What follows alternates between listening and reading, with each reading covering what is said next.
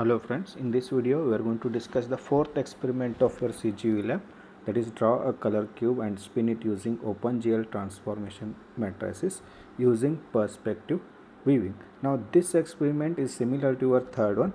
The only difference is we are going to use perspective weaving. Means when you rotate any object along the Z axis, when you rotate it forward it is going to look closer, and when you rotate it backward it is going to look away from a particular screen. Only that is the difference. And we are for rotating here we are going to use keyboard keys. For rotating it along the x axis we are going to use X.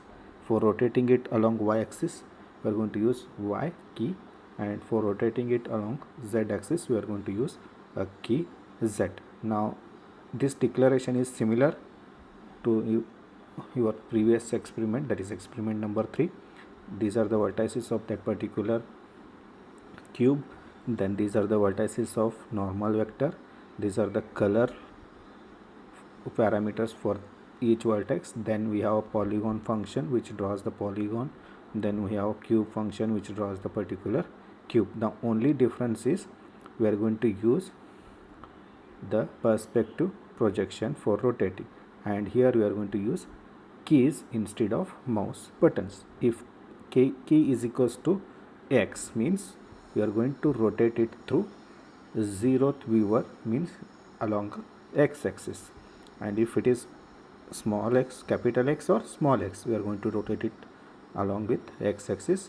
If it is Y or capital Y, we are going to rotate it along Y axis, and if it is Z or capital Z, we are going to rotate it through Z axis.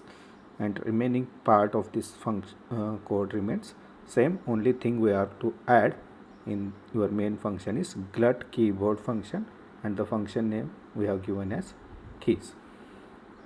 Only this much we need to change in this program.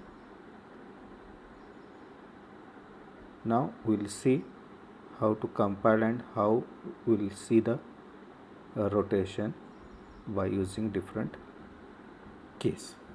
Now to compile this file, just give the command gcc expt4.c minus lgl minus lglut minus lglu minus lm is optional. If you are using any mathematical functions, then you can use this lm or you can skip it.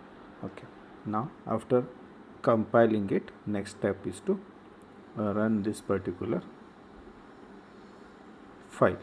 You just compile it, then after that for running you use ./a.out. Now this is a cube which is displayed. Now to rotate it in x axis or y axis or z axis, to rotate it in x axis we are going to press X.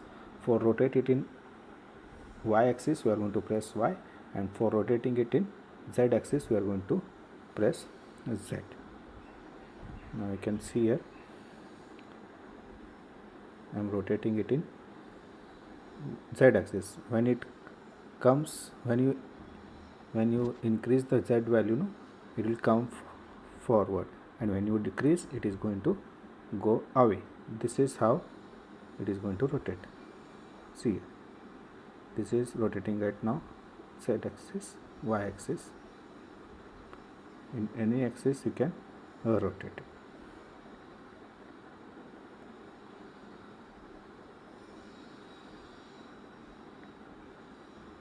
Once again we will see here. Now it is a normal plane. Now if you want to rotate it in x axis, keep on pressing X. If you want to rotate it in y axis, keep on pressing Y. If you rotate it onto z axis, keep on pressing Z.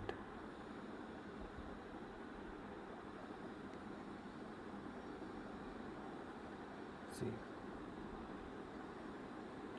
x axis, z axis, again z axis, y axis, again z axis, and when you increase, when you decrease, go on decreasing the value of z axis, it will go away and it will become invisible. This is called as perspective projection. And more about this perspective projection we have studied in fourth module. In video number 3 of your fourth module, we have discussed about projections. You can refer that video for more information about this perspective projection. Thank you.